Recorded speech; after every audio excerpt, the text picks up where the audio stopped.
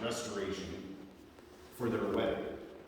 And then, so Eric's, if I know the history right, Eric's stepfather owned a lumber yard here in Alma, and they donated the materials to restore the church for that restoration. So Eric and Beth got married.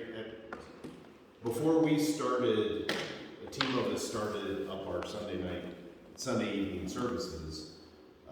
My wife and I sat down with Eric and Beth for a couple of hours to try to get the history, because the history as known by the town is very limited, and it might be useful to talk with you when we get done with the study. But, so then it doesn't appear the church was a home church to any denomination, to any church. And then somewhere in there, the town took ownership of the building. And so from the town's perspective, this is the Alma Community Center, regardless of what the cornerstone says. So about a year ago, right now, we started, a launch team started meeting together.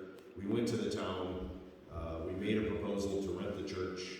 So we rent it twice a week, Thursday evenings, Sunday evenings, and an additional time. And so we rent the building from them.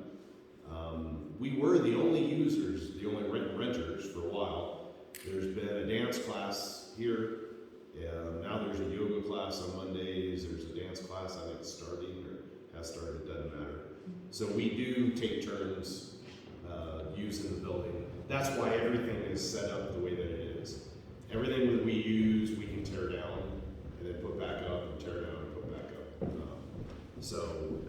So we had our first formal, the launch team spent from mid-August until the 3rd of October running what we thought was going to be our prototype for a service.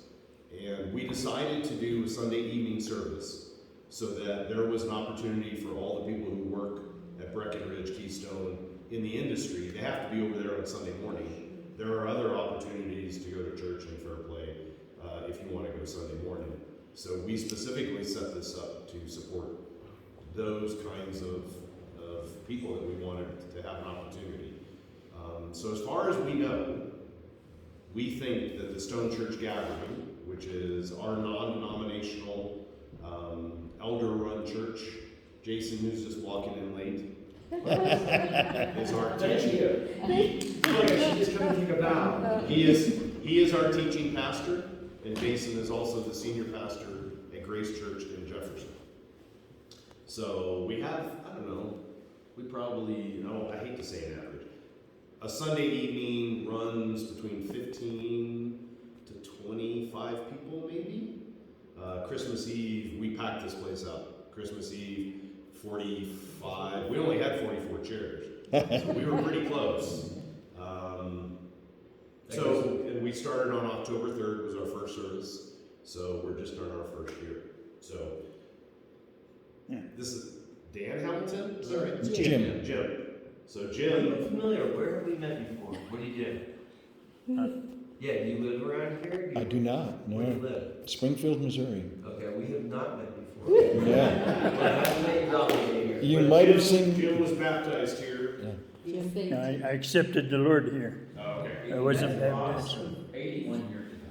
That's amazing. Yeah. And you know, it's so interesting because this last week we had a young lady and her family who were here who had also experienced Christ here. And so we've been really having these moments where God has allowed us to realize the legacy that has come before us, that we're kind of we are connected to, that we're not the beginning, we're the continuation of God's use in this space. Exactly. So what we do on Thursday nights is we did watch The Chosen. I don't know if you guys have gotten. So we burned through 2 seasons of The Chosen, and we would watch an episode and then have a discussion. It was a great, but unfortunately we ran out of The Chosen episodes. So then we've been going into studies, and that's what Cody's going to lead us through tonight. All right. So we're going to watch, this is